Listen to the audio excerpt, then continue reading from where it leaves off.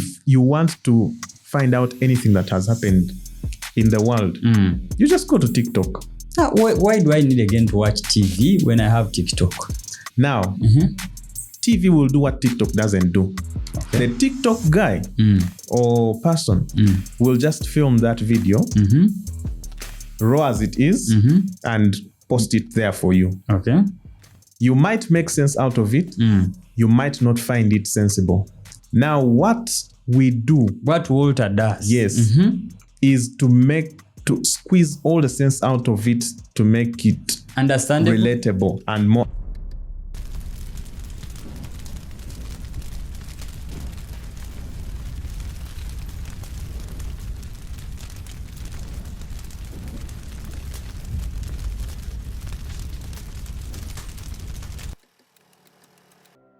Do you know how important, how precious, how significant a remote was back in the day?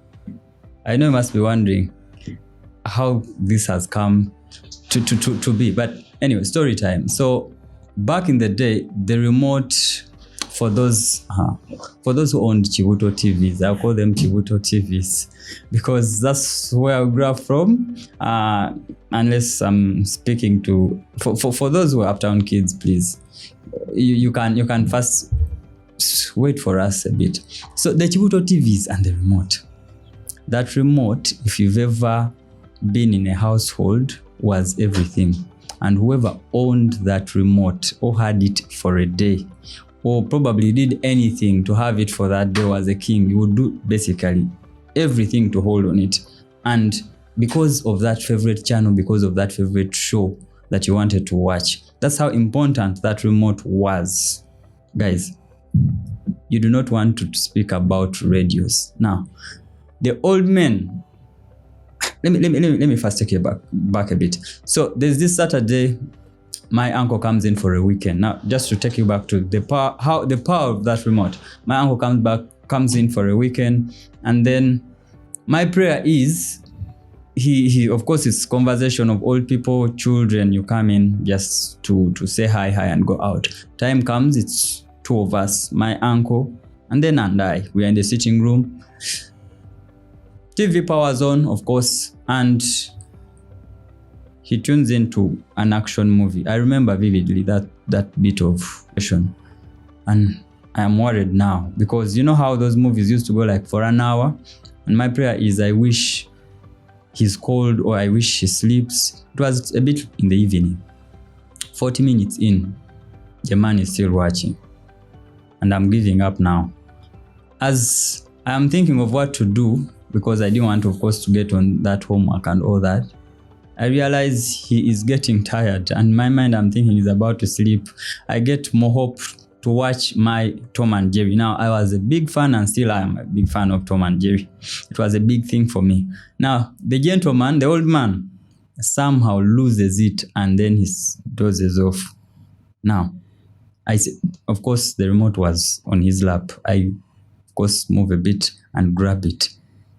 I change the channel to try to look for cartoon, but again, specifically for Tom and Jerry. Now, I don't know whether this trick still works, but never do this mistake. What happens is I forgot to lower the volume and the man wakes up. And of course, I was taken to court and I was sentenced to sleep right away. Because anyway, that's how powerful a remote was. Now for TV, they are changing the knob, guys. Changing the knob was a serious case. Changing station was a serious case. You had to listen. And you know, back in the day, that DJ was a thing, that presenter was a big deal. You wanted to listen. You wanted to know what's happening out there. And this was the only way you would. I don't want to talk about print and newspapers. My friend, grab that newspaper before the old man reads it. You will have to answer for the whole week why you are growing up to be another kind of human being. You had to be respectful. The old man has to first read. You have to sit and he has to tell you exactly what is in the whole newspaper. You had to be that kind of person. Now, fast forward. You have an iPhone 17, you're scrolling through, you're skimming. Things are different. Back in the day, the media was literally the truth. What it said is what you believed.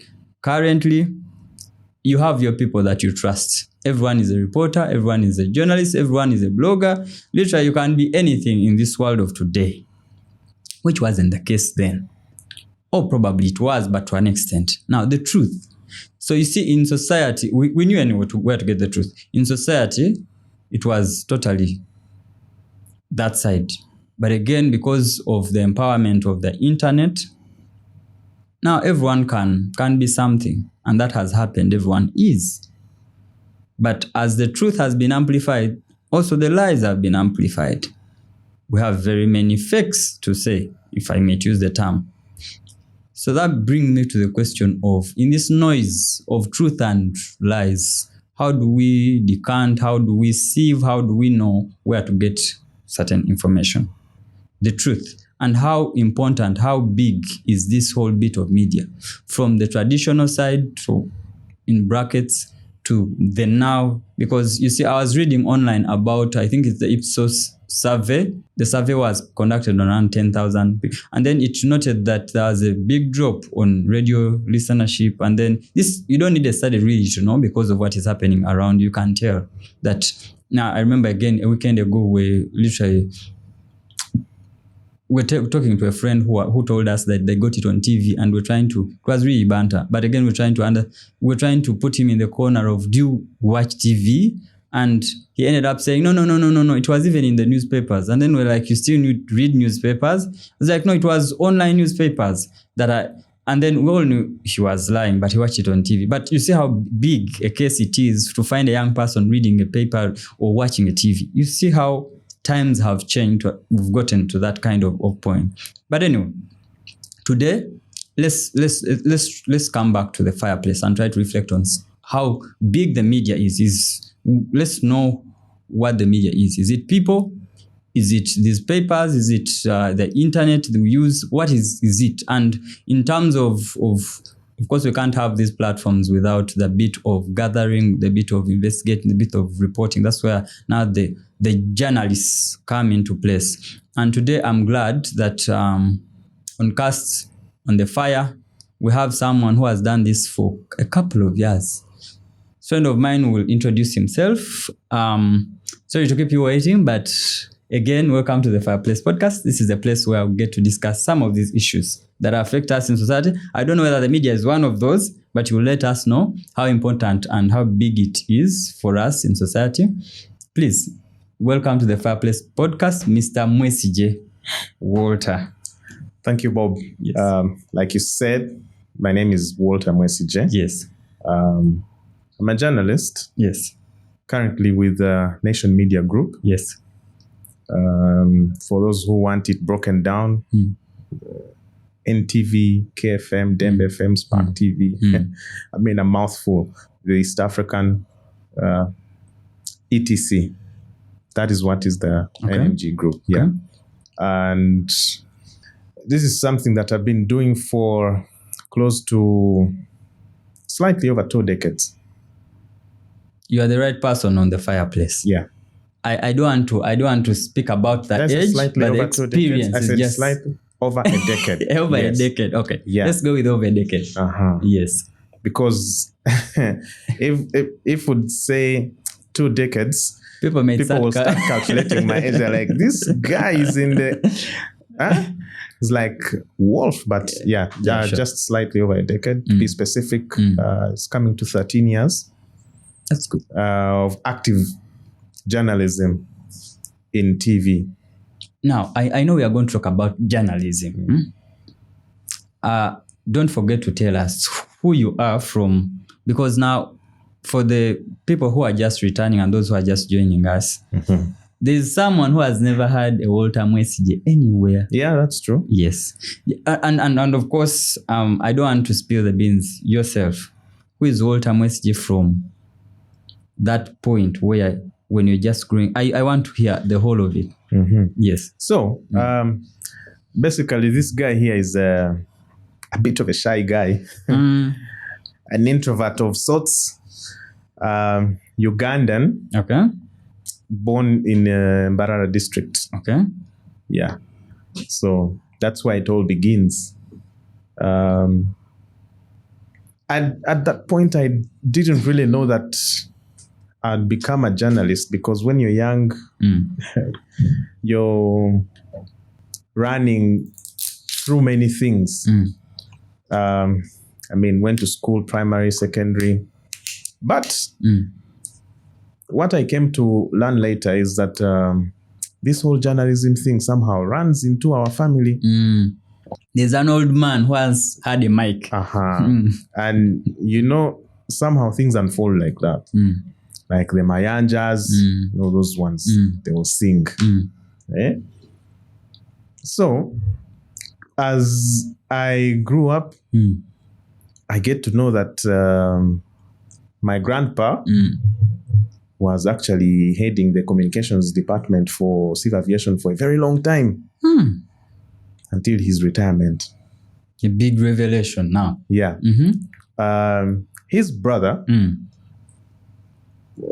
who is a father, is a father to Nancy Kachunjir. Yes. And Shanice. A big name in this media industry. Yeah. Yes. I have another uncle of mine who also studied mass comm, but diversified, because actually for him, I think he diversified very early and took up the bit of advertising, because journalism and mass comm are very broad. So over time, I thought maybe I have a future somewhere in the line. But yeah, as someone in journalism or to become a communicator, I think it started around my S5, S6. So I had a friend called Chris. He's still active on social media. Okay. So Chris and another guy called Rukidi and some other friends. Chris generates the idea that we should start writing stories about what happens in school, like a tabloid kind of thing. Okay. It's like, okay, but how do you write them? Do you just put them on paper and then you distribute them? How do you do that? She's like, no, I have a brother who's out there.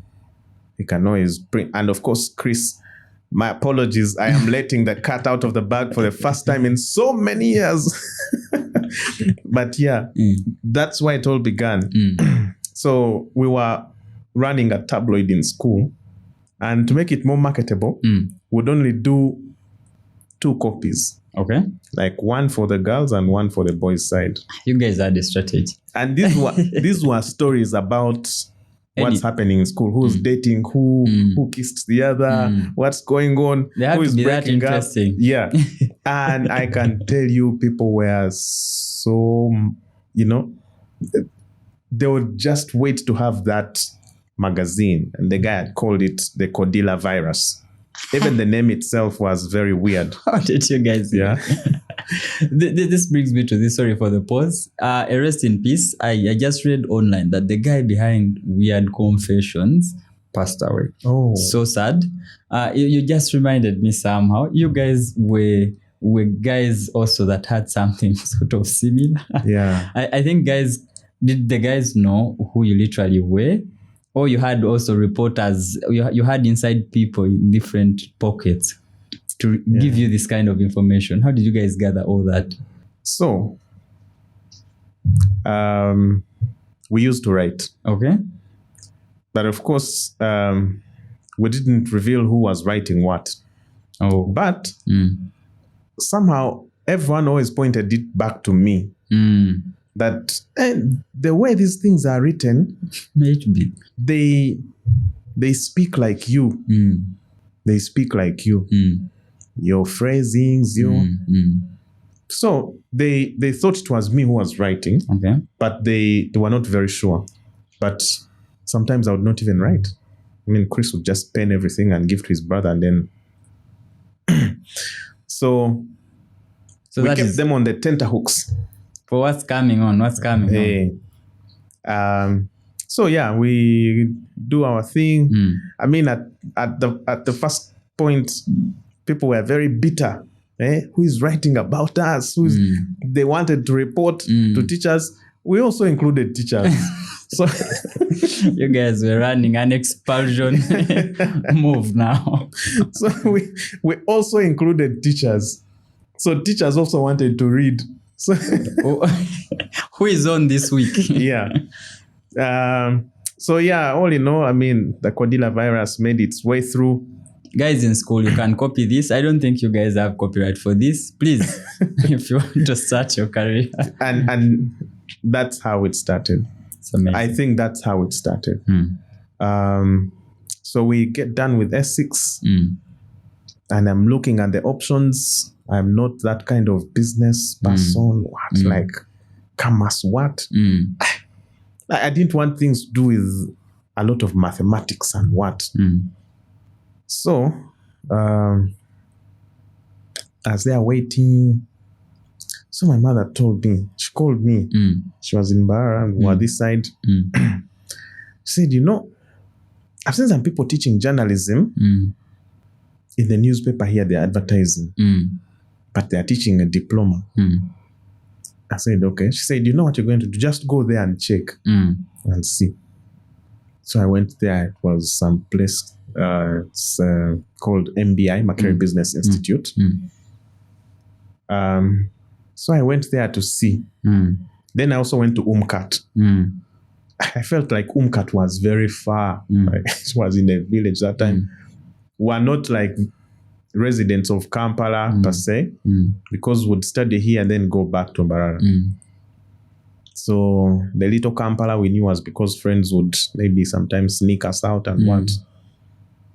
So I went there and I actually started there. So I said, yeah, you know what?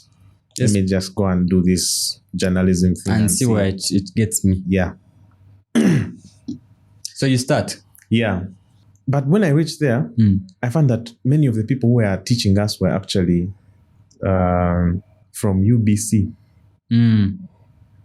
And back in the day, actually, for me, my thought was, let me now study this journalism and I go and work on radio, because I always had a passion, a desire to work on radio. Tell us about that fascination of that radio and TV back in that day. Because I grew up listening to the radio quite a lot. Okay. We had a black and white TV. That Chibuto TV. Yeah. But in Mbarara, we were only watching UBC. So there was another, it was UTV at that time. There was another TV station called Sanyu. I don't know if it's related to Sanyu FM. I can't really tell. For some people who were in some places, I think on a hill or something, they would say, yeah, we are watching Sanyu TV. But for us, we couldn't get it. So we'd watch UTV, which starts broadcasting at midday and close at midnight. That's unique. So you had... So what were you watching from? So in those few hours, they would broadcast DW and some other German content. They would have some cartoons, because for us we knew we'd come back from school like around 5:30. Then we'd watch cartoons, Pingu. There's some cartoon called Tupu Tupu. So you had to know the schedule. Yeah. So it was very easy to even, because when they open DW, then some other content from Germany. They had a lot of content from Germany. I think football made in Germany. So that was UTV and Sanyu for you guys to consume. But for us, would never watched Sanyu because I don't know. I think our antenna wasn't that strong or something. But somehow we didn't see that Sanyu. But we had people telling us that there's another TV station. And the radio side. So on radio, so on TV, I would watch. Cartoons. Yes. Maybe sometimes DW, but they would bore us. But my father would be there watching DW news. What? Then every news time, 8 o'clock, and at 6 they had Habari. So Habari. I have watched Habari before. Yeah. On UBC. Then news, would see the Lucy Banyas, Bale Francis, may they rest in peace. So those are the people that I watched growing up. But I spent more time on radio because I found radio more entertaining. Okay. It had music, and people were talking to me. So I had a fascination of, how do these people look like? How are they? How are they talking to me through the radio? Like, what's the setup of the studio? How do they broadcast this? So it kept on running through my mind. And over time, because we had Capital FM then, and a multitude of other local stations within Mbarara, Kihura, Nkuba, you'd hear drums and but first we used to fear in the night those drums would think some kind of witchcraft or what. So. Some notable names you remember then that you were also over. Yeah, we listened to the radio when Christine Mawadiri was on the morning show. Gaetano. I think our Gaetano that we know. Yes, Gaetano Kagwa. Caritas Karisimbi. That one I know. We had Juliana on radio. And she was a host there. Yeah, she was a show host on radio. That's different. We know her as an artist for those guys that really didn't listen in that time. Yeah. And I think at that time, she was also just starting out with her music. But she was on Capital FM. That's different. And I listened to her. The late Alex Ndaula. The late Alan Kantakaras. Ronnie. I can't lie to know some of them. It's called Shadows Angels. The guy who... I think I've heard something of such a... The guy who had the Shadows Angels. And Wasn't that a movie? He would come in the night with his very deep voice and he would be speaking. You're like, wow. I wish one day I step into that kind of place. And I really, really wanted to one day walk into the Capital FM studio and see these guys. I listened to radio until, the Flavias came on radio. Okay. Alan Kasuja. And how easy was it in a home where, of course, I don't know how different yours were, but of course our fathers listened to radio as a privilege. Yes. And like the remote, the radio was also for fighting for at home. Because, it was almost like one set. And... With Tiger Head batteries, or you had different? Yeah. I can't remember the Tiger Head batteries. There were others called National, in like a blue thing. National batteries. It's different. So they used to say those National ones are much stronger, etc. Yeah, but there would be a scuffle for the radio. My dad would come, take it in the night to listen to his programs and news, Radio West Gamba Mpore. And then I would steal it during the day when he leaves. And I'm listening to, it had a very long thing for bandwidth. So he would leave it in his Radio West. I think it was 100.2 something. Then for me, I would get it and switch. And you had to go back. Yeah. So every time he would come, he'd be, who is this? Why? Yeah. But he knew. Yeah. Yeah. So I thought actually that for me, I would one time be on radio. So I started actually walking around these radio stations. Like on Sunday, Radio West would allow kids for a small session, I think between 1 and 2 o'clock. So you'd go there, send your greetings. So I went to Radio West. We shall speak to see whether there are such opportunities currently. But let's see. I went to Radio West, entered their studio to see. Then from there, I'm like, okay, let me also go to Greater African Radio, Kihura Nkuba's station. I went there and they allowed me in. So I looked at the station. I'm like, hey, this is where they speak from, microphones, what? Like, okay. Yeah, so even when I started journalism. Yes. That's what I wanted us to get to. So you enrolled? I thought I was basically studying to go and work on radio. And because I'd listened to Alex Ndaura so much, I mean, from when Alex actually worked from the morning show, then he went to the evening drive, and then he had his Saturday show, The Dance Force, with Alex Ndaura. Somehow the bit of entertainment kept on haunting you. Yeah. You wanted to. I thought I would be a radio DJ. Okay. In all the things. Because I knew the music, I knew the profiles of these entertainment guys, the artists, musicians, movie actors. So I thought, I was going to be a DJ. And when I went to high school, actually, like from S1 to S3, I had a friend who was the entertainment prefect, and I wanted to become the entertainment prefect, but I never got the chance. I got expelled in S3 before we could go for elections. Those who are watching us, I think they would be very shocked. Just to say, this is the first of its kind. Walter has never appeared anywhere to say such kind of things.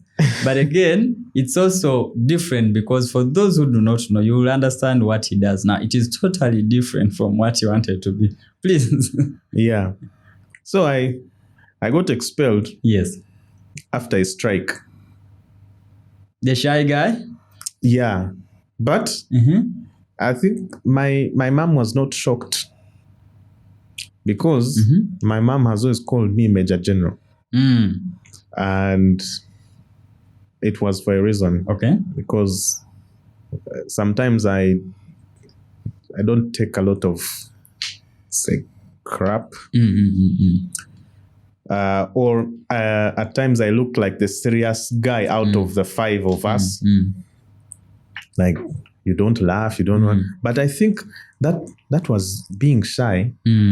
And maybe being an introvert. So she thought, this guy is serious. Kumbe, I'm hiding behind being an introvert. And I'm sure even people who see me today, they will still see that same serious face when I walk into some spaces. Because I normally get people asking me, like, hey, so this is how you look like off TV? What? On TV you look like a huge what? In the last episode, we advocated for having very many funny friends. I think they would have an effect on you. You'd become more chilled, I think. I don't know that you do, but you should think about it. Yeah. People need to see you differently. I'll try, but the challenge is, I don't know. For me, I am like a crested crane. I'm very loyal. I don't want to have so many friends who in turn are not going to add value. Yeah, maybe add value or maybe be there when I want them. Or so for me, when I'm your friend for life, and that is it. That's good. And when I chuck you for life. That is it.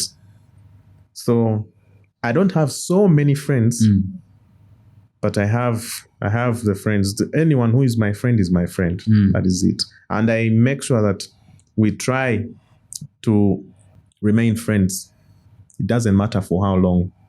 That's that relationship bit that is totally different from our society lately. It has to be, of course, reciprocal.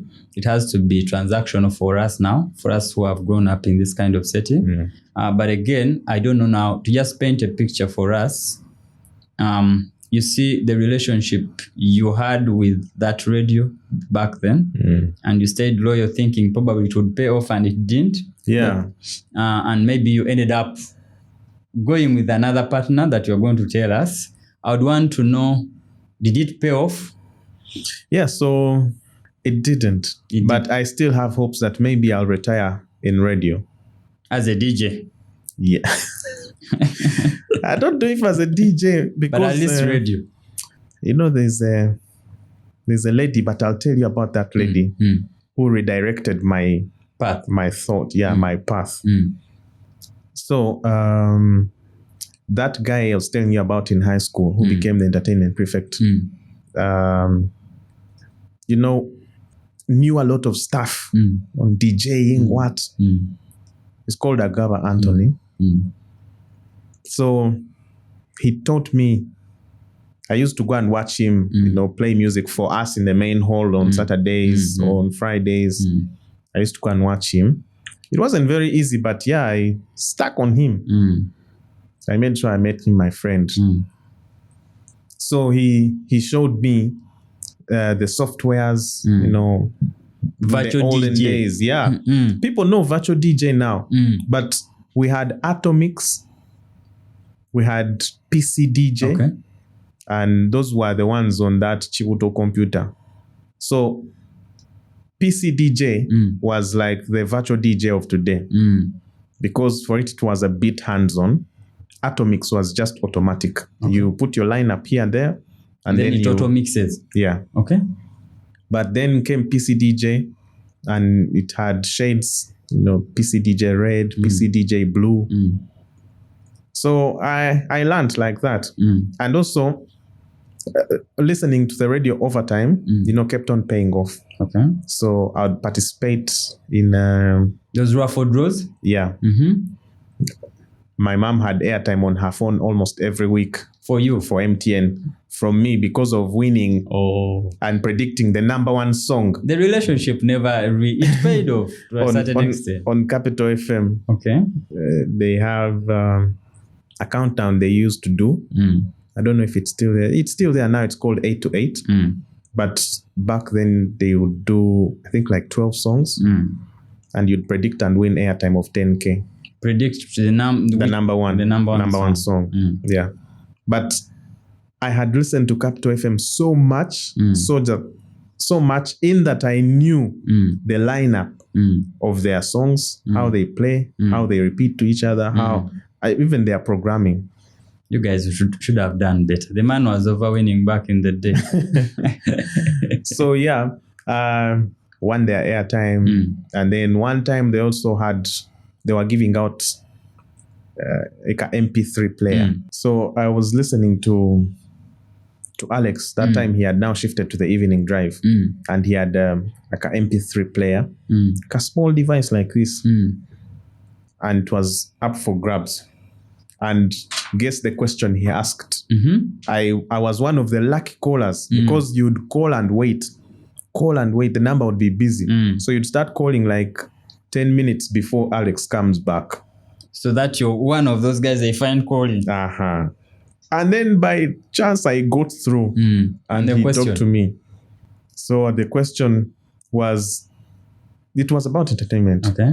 So he told me, tell me the DJ softwares that we use. I'm like, hey, this is my me time. Let me it's time to shine. I told him everything. I do PC DJ Red, Atomix, Virtual DJ. He's like, dang. You know your thing. Yeah. He's like, yeah, definitely you're the winner. Then he asked me, where are you? Barara. Made me embarrassed. It's like, okay, yeah, stay on the line. Someone will talk to you. Yeah, so. And you got your Yeah, I got it. My brother that time was here. He picked it for me, and I got it. I was very happy. So that's your journey in around the relationship you had around TV, radio, but majorly radio.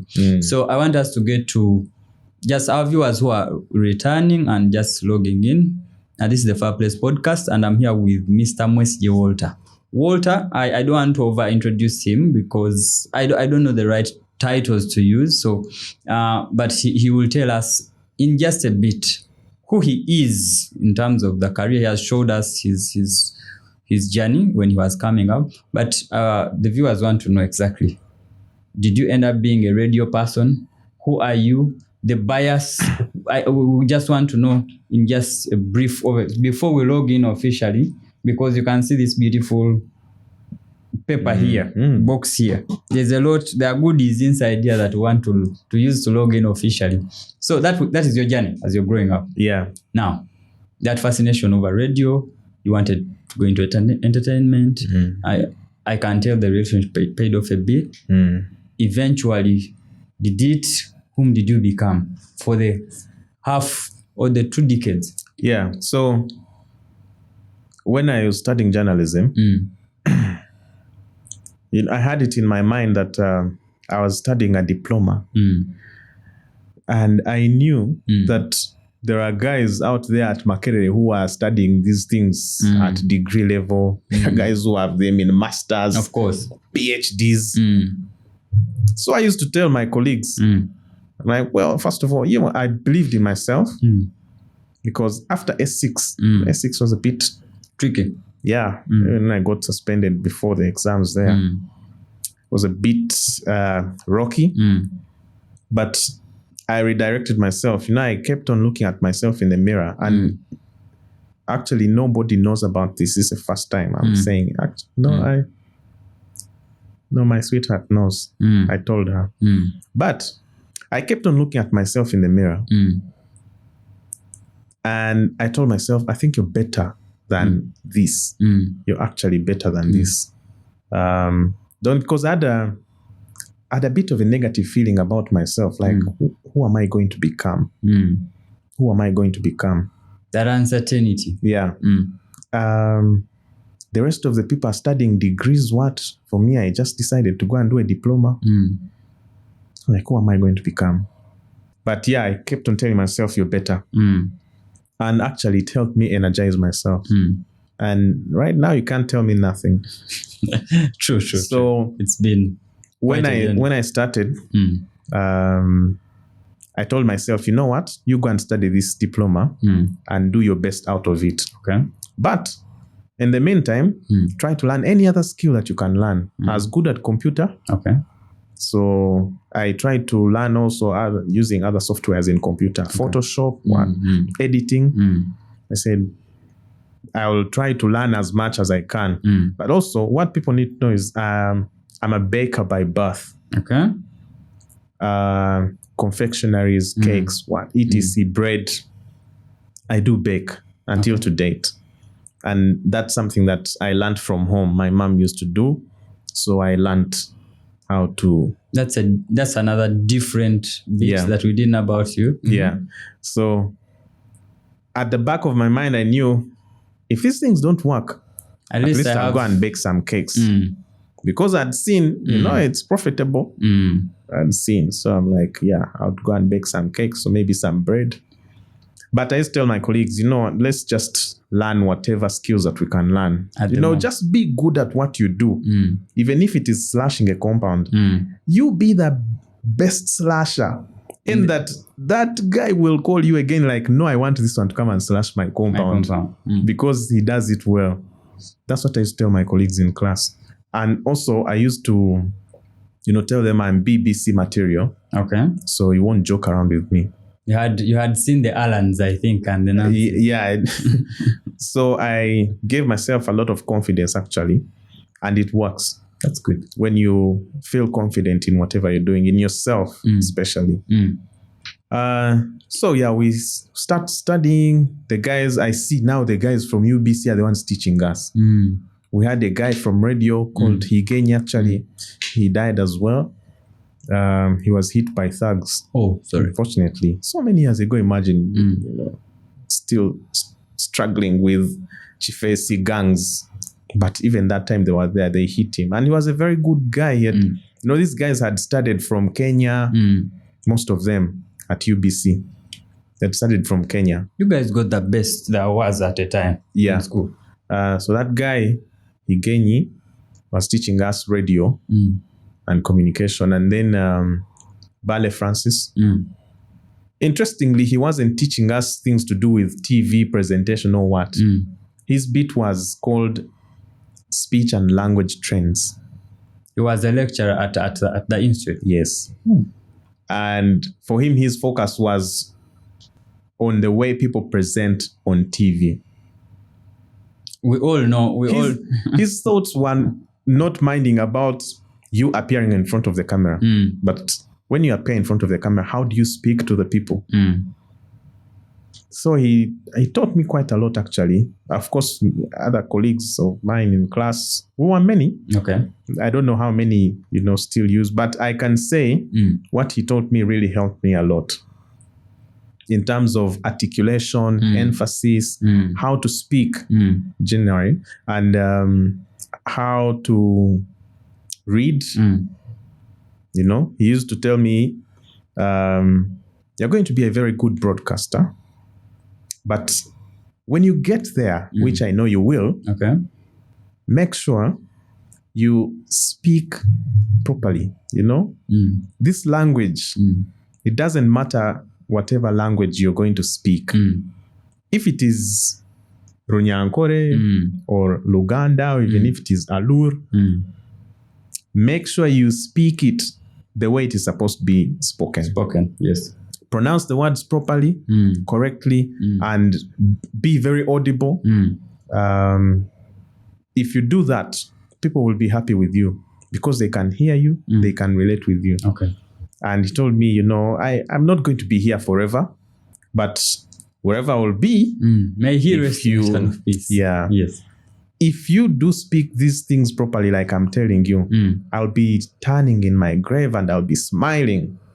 So, yeah, I hope Mr. Bale, you're now smiling because... He must be smiling. It's been for 13, 14 years you've been doing this. Yeah. So I want us to log in officially, to warm up a bit, because where we're going is exactly where the listeners and the people watching us should really pay more attention. But as we begin, it is a ritual here that when we are beginning on the fireplace, I know we are into 30-40, but again, as we start officially, we need to log in. Your log is going to be quite good. This thing is quite heavy. You have to shake it. So this is called audio, and I'm glad whoever did this made it Ugandan. So there are different papers in here or cards. So what you have to do is, we already have someone who tried it, and very many will keep trying. On the leaderboard, they are the first. They only got one right. So, do you have any close friend? Because you being in this space for 13 years means the few friends that you told me about, that means those people are carefully, what is it called? Interviewed in one way or another. Selected. So you're going to get us one of those guys. It could be one of those big names. I don't know whom you're going to call. And then you'll try to describe some of it. You'll pick a card, of course, describe, and then they will have to guess what is on this paper. If you can get, how many are they? 7? Yes, there are 7. If you can get 7 in the next 60 seconds or 30, you can still get another as long as you still have time. So, they are well jumbled. I don't know how comfortable you are with this, but I believe you are. In terms of description and tell, I don't know whether the person you're about to call is ready to charge you up. So, how does it flow? I call somebody and... You call somebody, give them just a brief that I'm going to describe what is on the card. I have limited time, 60 seconds. Please just say the word. For example, let me use this as an example. So here it has Desmond Tutu, Lisbon. Lisbon, you could say it's the capital of Portugal. He has to say Lisbon. This is Owino Market, the famous downtown market. What is its name? Maybe we'll say, as long as you don't mention any word in that word, maybe you don't say market. But it has to be like that. So, is our famous friend ready? Or you want to, you're still thinking about who exactly to call? You can't think of any? You see, the thing is, in this space of journalism, and at a time of campaigns, many of us will be held somewhere. You think there must be someone who can give you 60 seconds. Imagine now you need them for 60 seconds. Yeah, and I want to call Solomon Kawesa. Solomon Kawesa. Let's try him. Let's try Solomon Kawesa and put him on the spot and see what happens. Yeah, can you get my phone? Yeah, sure. Let me also hope he's the guy you would call in times of trouble. So, first of all, Solomon Kawesa is my editor. Let's do so. He's an editor on for news in the newsroom, and he's my friend. Solomon, you'll be watching this and feeling bad. Yeah. But I hope you feel good Because these are simple things. And I guess I get him unaware. On our first attempt, do we have another person? Solomon, you would have wanted to pick this call when you watch this, but we shall try some other person. I want to try. Okay, we shall come back. I know he made the fire is still there as we wait to log in. Solomon Kawesa, as you think about this, I know you want to try him again. You try him again. And I told you earlier. So when I was starting, the Urban TV was opening up, and they did a call. So I went for the call. I still went with the hope of becoming an entertainment presenter. Okay. Yeah, and there were 3 people on the panel: DJ Bush Baby, the late, Sima, who's now on Sanyu FM. Yes. And another lady called Sophie Aniku. She was also a presenter on TV back in the day. So it was a call for presenters? Yeah. Okay. And that time I'd listened to Hot 100 so many times. So it was the fire in the city. DJ Jero, the Big Kahuna.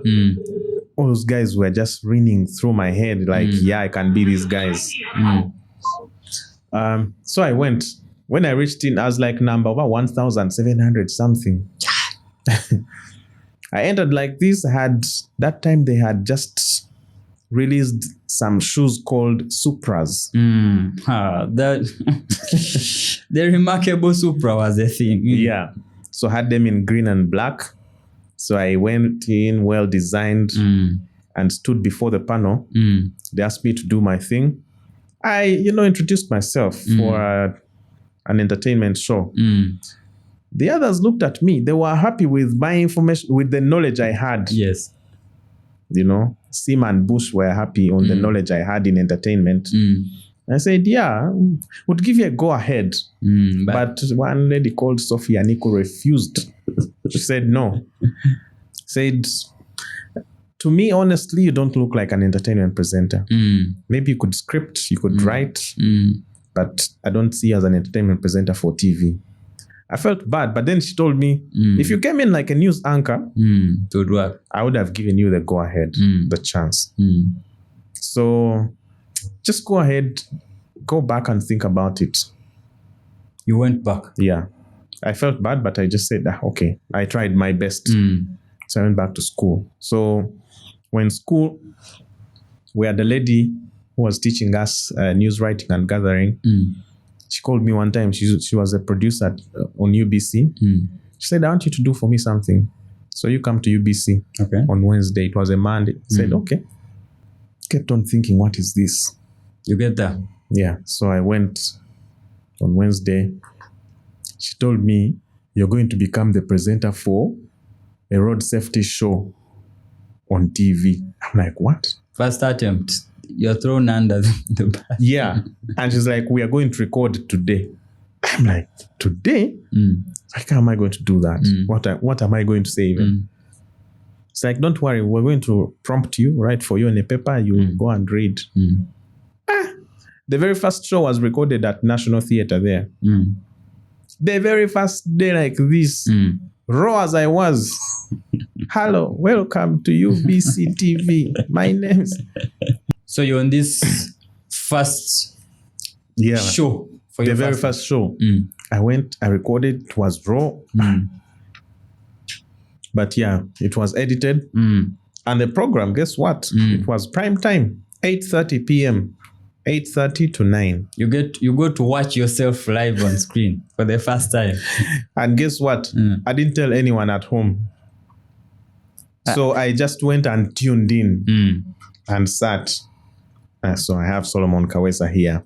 It's the perfect moment to log in officially. We're waiting for this time.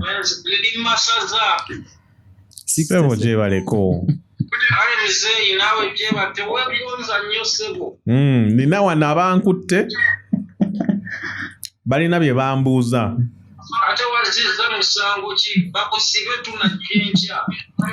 Era kati yogera nawo dakiika emu tulabe. Kati. Ompulira.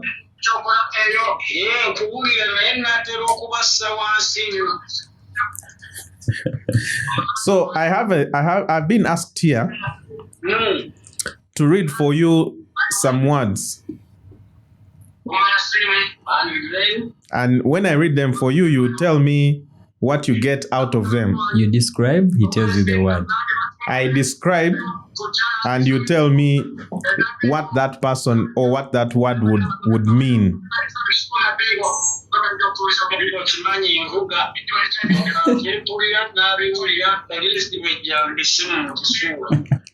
Ekigambo kiri kimu kati kye tugenda okukola dakiika emu. So you have been in the media, and I know you've interacted with this guy. You know, he used to head a government interaction center. Some time back, he wanted to sue the Daily Monitor. They said, you know, he had stolen. You have to be fast to run out of seconds. So, you have very many words. Who do you think that person is? What am I trying to describe? Finito. And another thing if you can. So there's a West African human. He's recognized for writing, and he has been given so many prizes, including, I think, the Nobel Peace Prize for some of his writings. Huh. West Africa. West Africa, we tried that. We have run out of time. So, Mr. Kawesa, we have run out of time. You have failed me. Katika Bantwari.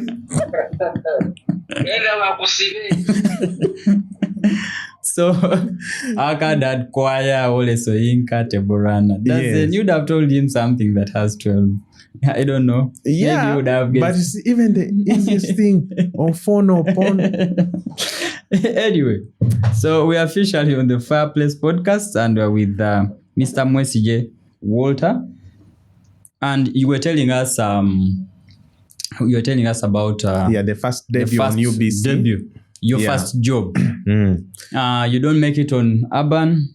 You get to a call from UBC. You get your first shot, and it counts. Yeah, that was the start of the journey.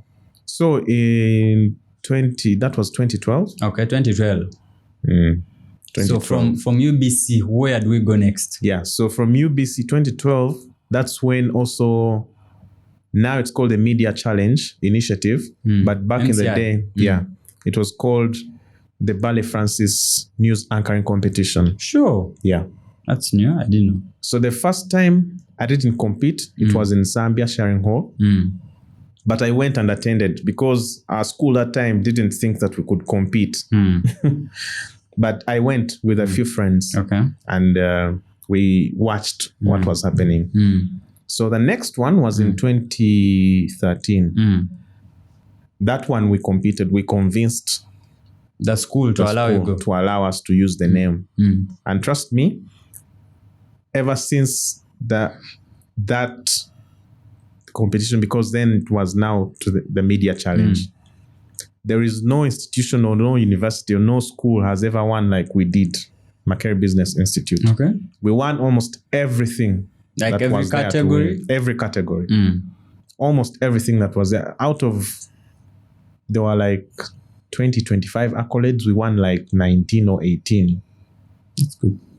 Until today, nobody has broken our record. I'm still so proud about that moment. And I tell MCI, are you called the MCI alumni? I think you guys always have. I've seen some things happen. Nah, I think for me, I'm an MCI judger. But Still, how pivotal was it?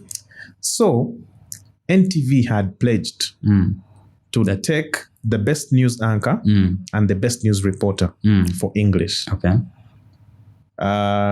So we compete, we win. I was the best news anchor. But then it doesn't come through immediately. Okay. You know, I thought it was immediate. It didn't come through immediately. It actually went on until like 1 year later. That's when you received the call. Yeah. I got a call.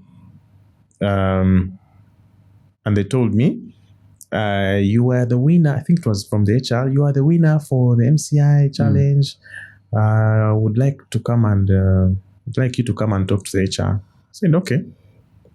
They told me a date and time. I told my producer who had taken me to UBC. Of course, she was happy. She said, it's okay. You go and see what happens.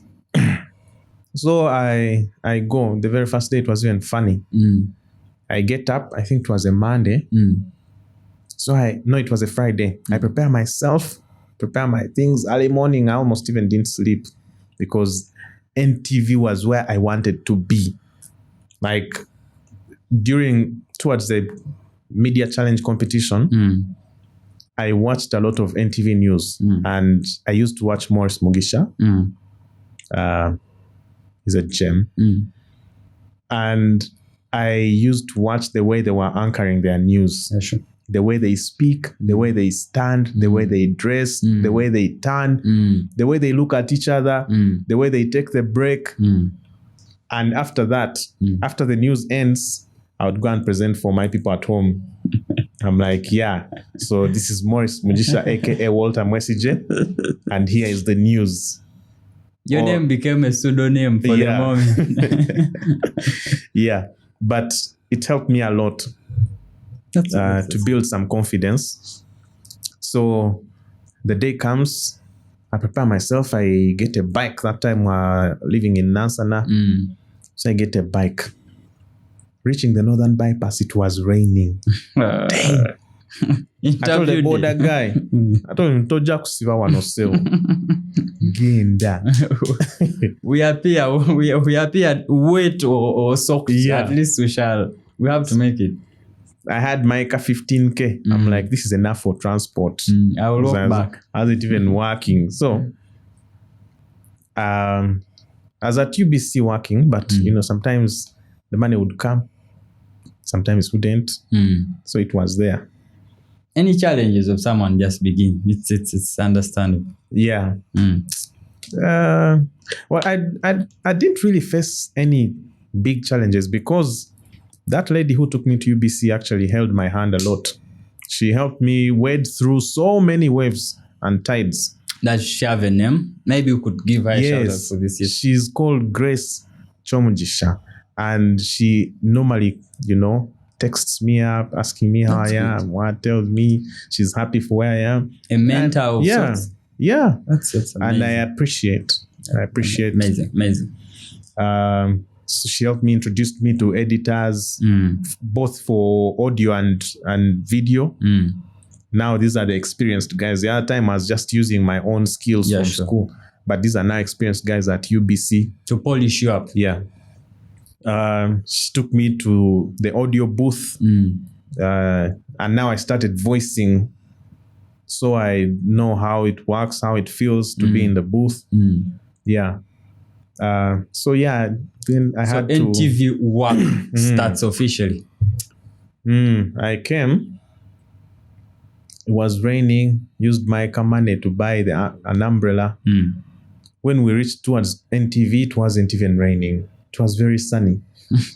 So I reached the reception and I was wet. Everyone was looking at me like, what's wrong with you? So I told him, I'm here to see the HR. So he said, the HR is going to come around midday. That time the HR even didn't come. Oh no. After waiting like for 3 hours. So he told me, no, you're going to come back next week. I said, okay. I left. No money now. No. You had to figure out. I called my brother, my elder brother. I told him the story. I still hadn't told anyone. But now you had to break the news. I had to break the news. So I told him I'd come here. What? He sent me some mobile money. I went home. So I waited. Next week, a producer called Charles Sivirwa called me. He was producing the morning show. And that's how I started on the morning show. Okay. So I started out as a content researcher. But basically, when you join, it's more than that. So he told me, you know what? even if they tell you these content research things, you just be around and learn any other thing, camera work, studio production. I think this speaks to a young journalist starting out now. Yeah. And I was very hungry to learn because journalism is very practical. Maybe just to stop you there, maybe what I would want us to understand is, you see now in the current times, as I mentioned when we were just starting, everyone is a reporter, everyone is a journalist, everyone is doing, literally describes them as one, or because of the media that has empowered us. Yeah. What do you define as journalism, as someone who has been in this field for more than a decade? So, first of all, journalism is actually a profession. You have to go to school and study to become a journalist. So I can't become a journalist by just saying a few things that are in my society or community? No, you can't. And I think you'll just be either a mobile phone user, a gadget or a device user. You'll just be that. Okay.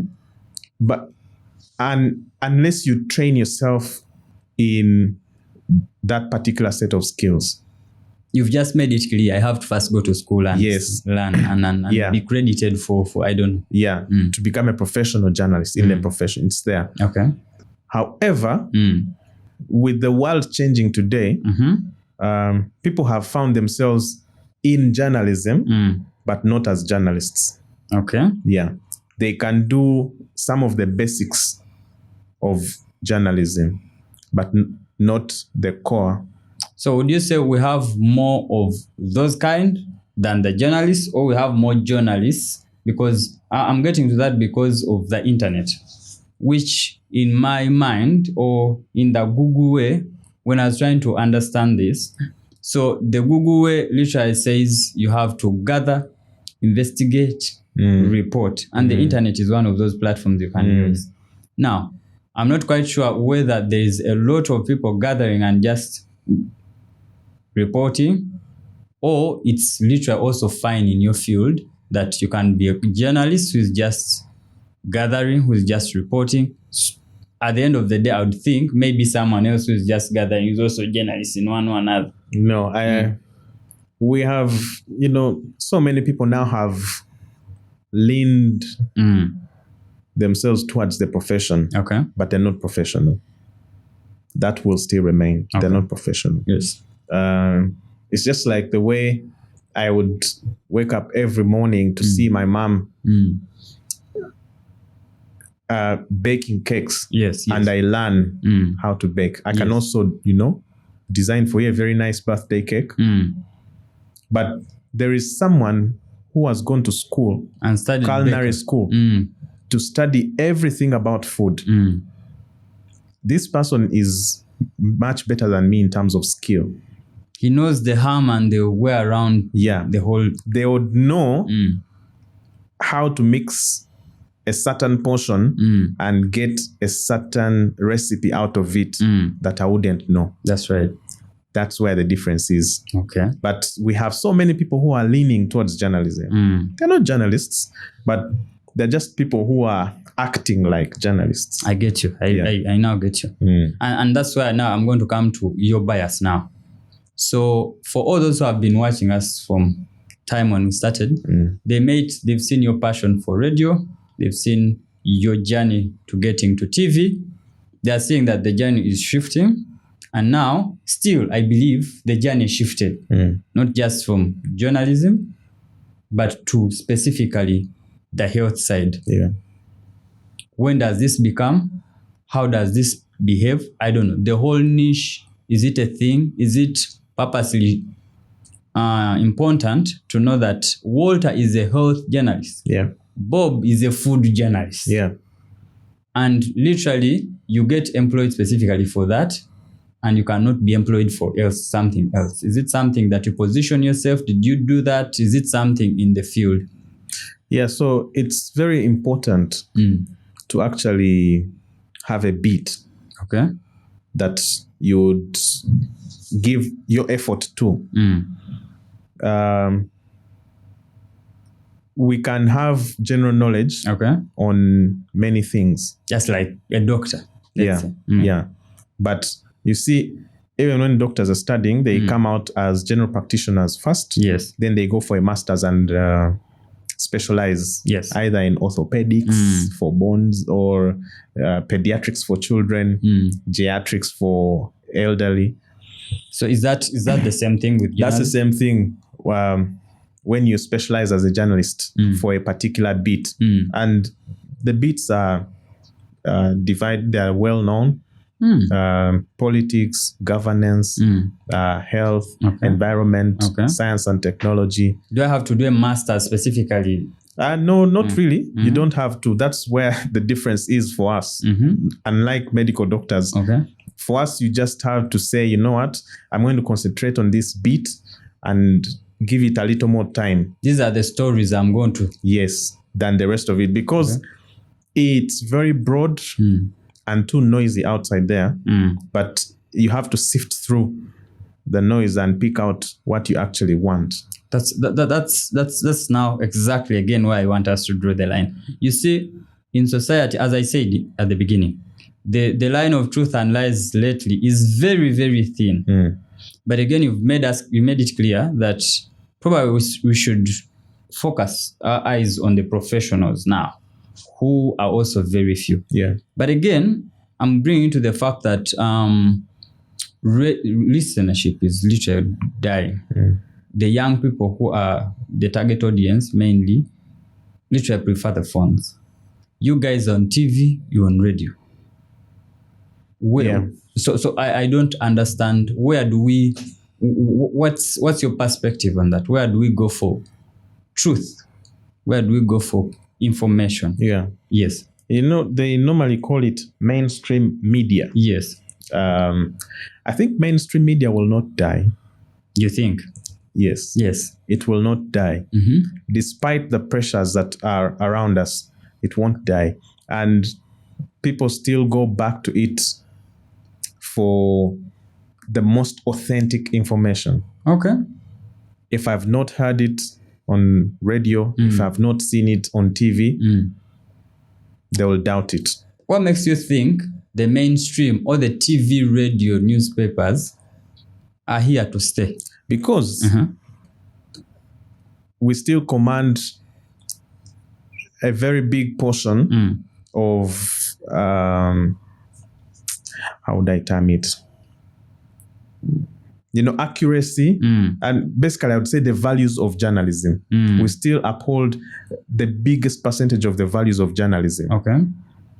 And whereas the audience is divided, it has not directly like taken a nosedive. Okay. No. What has happened is the attention span has reduced. That's right. But anyone could also argue that people are willing to watch. You know, this whole bit of attention span also has some bit of debate. That I am willing to watch for as long as I'm entertained, and in some, so people can watch us up to 2 hours. People listen to podcasts for 3 hours.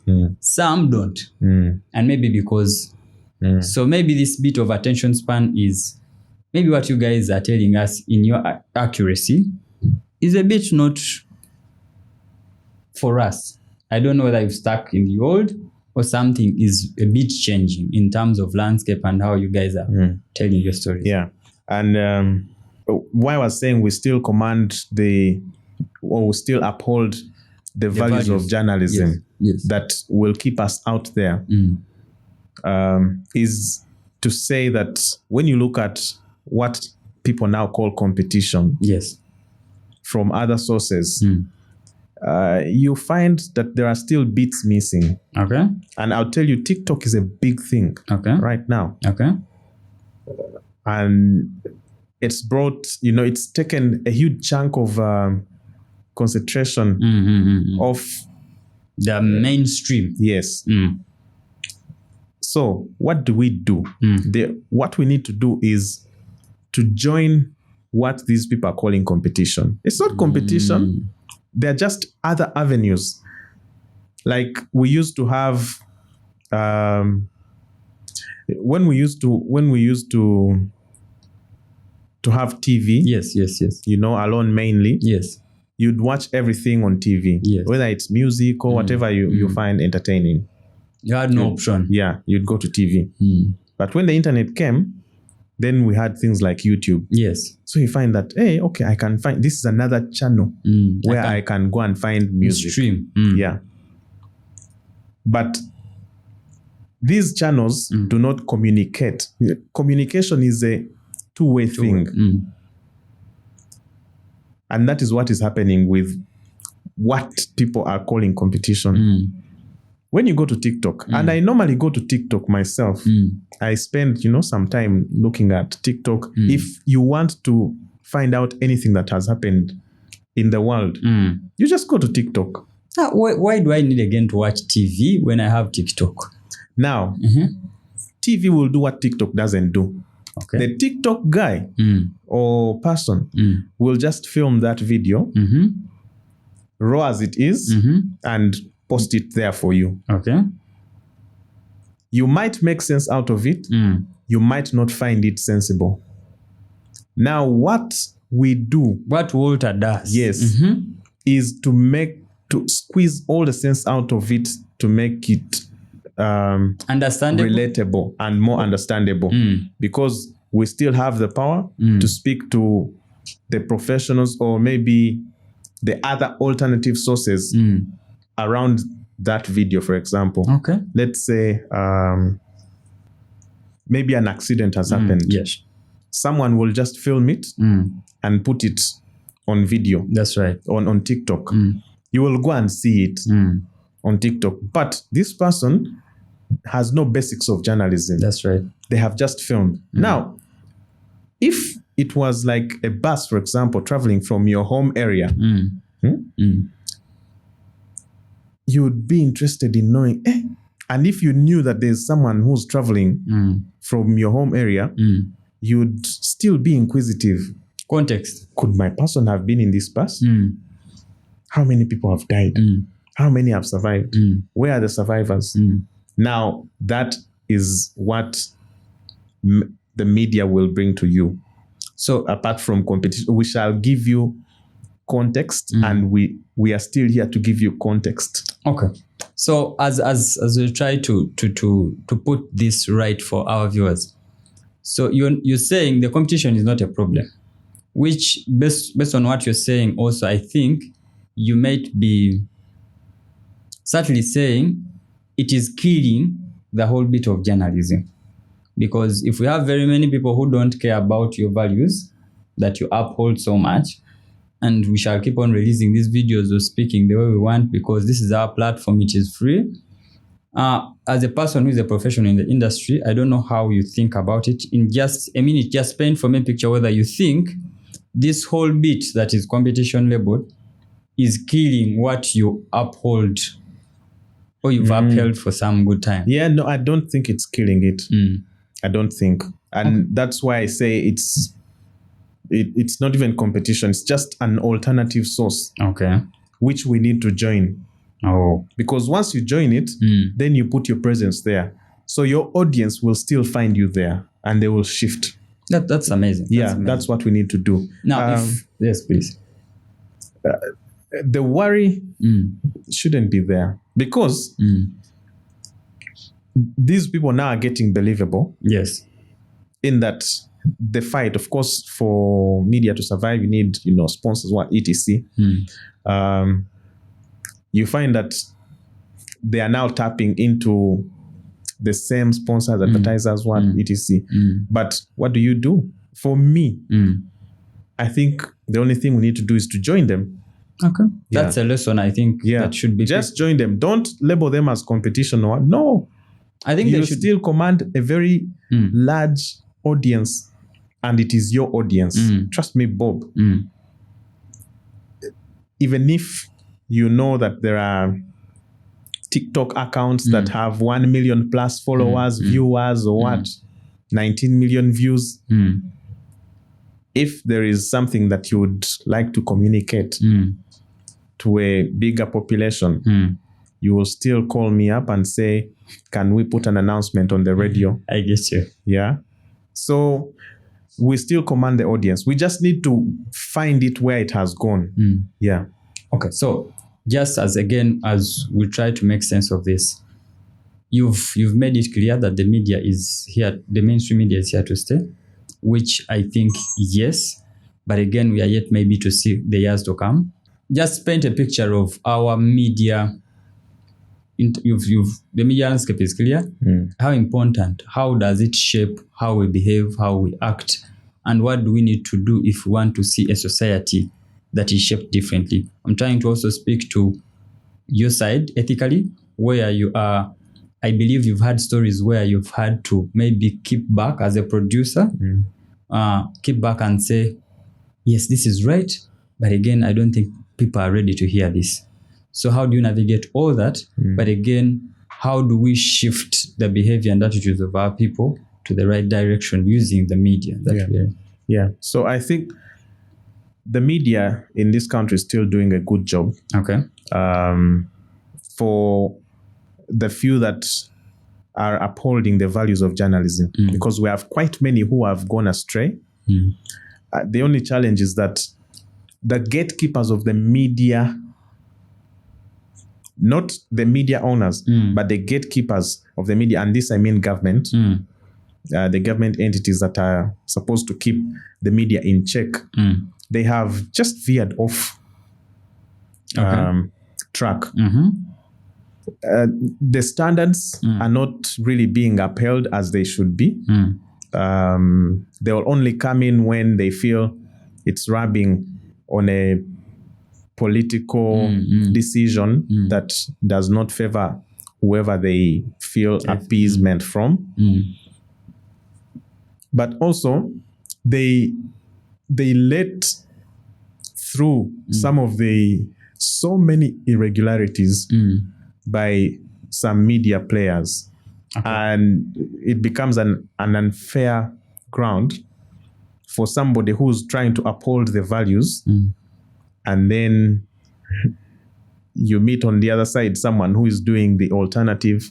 But so if the guard dogs are just pointed towards the person they feel sometimes does not rub through what they would feel appeasement for. Now, I know you're packaging this in one way, but again, if you're to point out like two things that should be done right, because I think you've made it clear that there are certain rough surfaces here and there in the media that probably steer us to the unfairness of a bit, and as consumers, it may not be helping.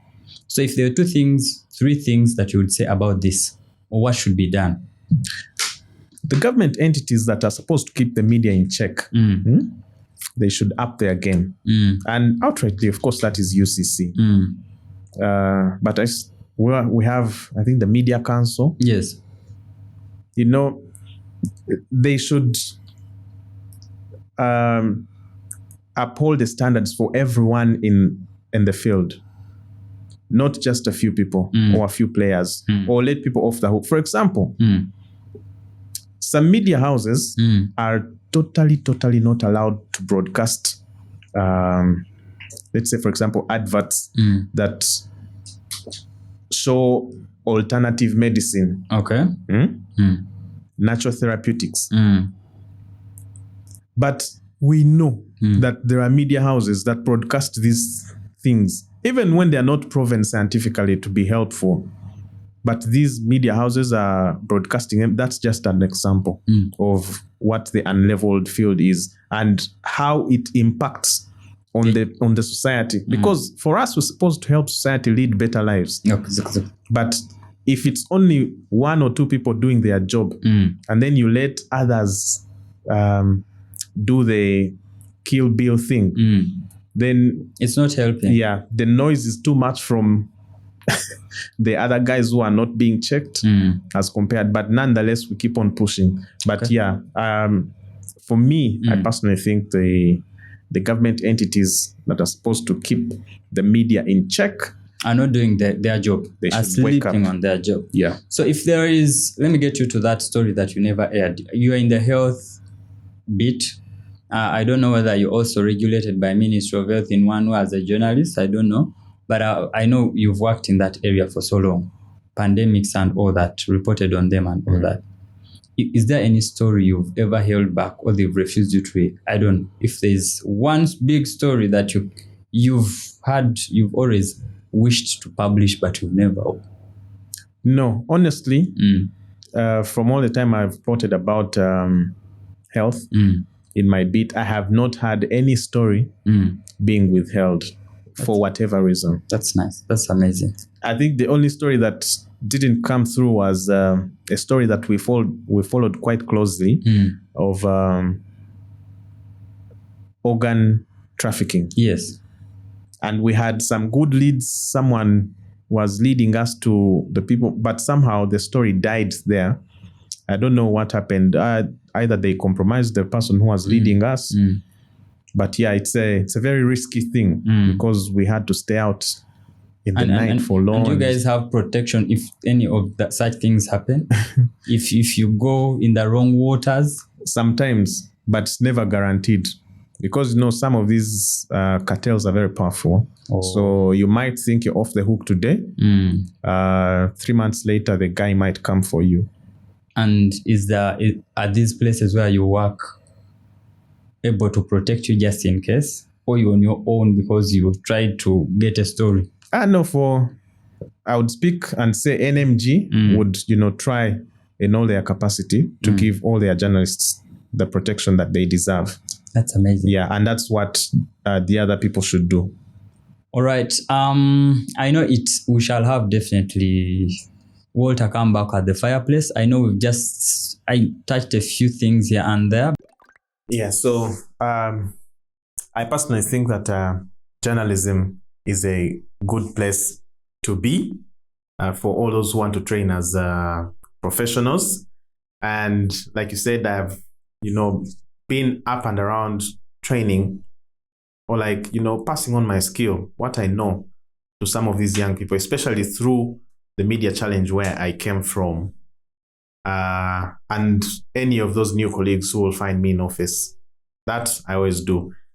And I think that's what we need to uphold. We don't need to veer off our obligation to help society lead better lives. Thank you for watching my story.